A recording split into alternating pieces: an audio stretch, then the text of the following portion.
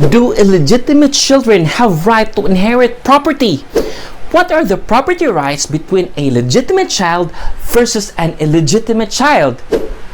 Can the family of the legitimate child refuse to give anything to the illegitimate child? Is there a general rule when it comes to the percentage of inheritance each heir is entitled to? And what if you have no idea of the assets of your parents? Is there a way to inquire about these properties? Hello, Real Estate George here, and today we are gonna discuss another controversial topic related to real estate property. And this time, let's talk about the property rights between the legitimate child versus the illegitimate child. But before that, if you are new around this channel, please don't forget to hit on the subscribe button and the notification bell so you will be notified for any future videos coming up from this channel. So, what is an illegitimate child? Article 164 of the Family Code defines an illegitimate child as one conceived and born outside of a valid marriage or outside lawful wedlock.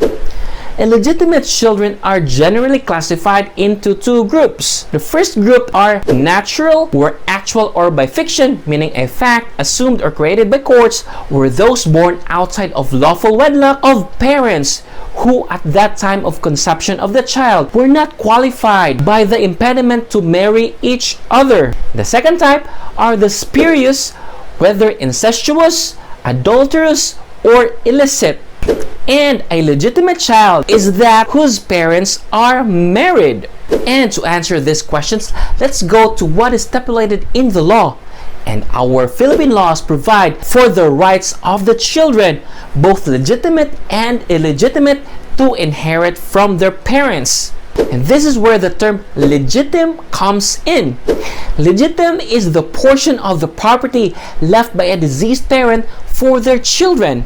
And this is stipulated under Article 886 of the Civil Code of the Philippines, that a legitim is that part of the testator's property which he cannot dispose of, because the law has reserved it for certain heirs who are therefore called compulsory heirs. Article 887 of the Civil Code of the Philippines enumerates the list of compulsory heirs, and they are legitimate children and descendants with respect to their legitimate parents and ascendants. In default of the foregoing, legitimate parents and ascendants with respect to their legitimate children and descendants. The widow or widower, acknowledged natural children and natural children by legal fiction, other illegitimate children referred to in Article 287. Thus, there is no basis if the family of the legitimate child will refuse to give inheritance to the illegitimate child, because an illegitimate child is part of the compulsory heir.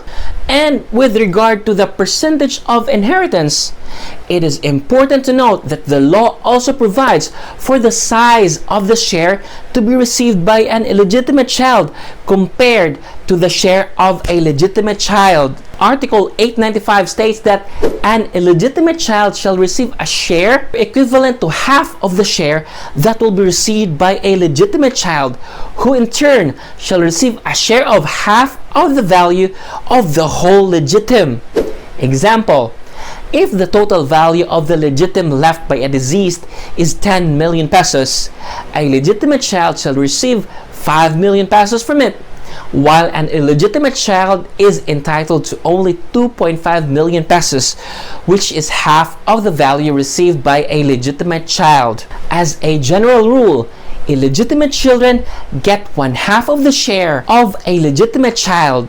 However, Article 895 of the Civil Code also specifically provides that the legitim of the surviving spouse must first be fully satisfied before the share of the illegitimate children can be given. And now that we have established the division and percentage of heirs, your next step is to determine the real estate properties of the deceased parent. So you start by requesting information from the Register of Deeds.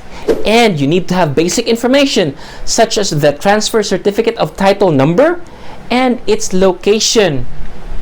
Now, these are just the basic scenarios that I raised, and I know there are more complex and deeply rooted situations in real life that would need professional advice. And if you have a legal question regarding the rights of a legitimate child versus the illegitimate child, I suggest you hire a lawyer to guide you in every step of the way. So there you have it. Once again, this is George Ryan Sarmago. Thank you for watching. Stay safe, stay at home, and peace.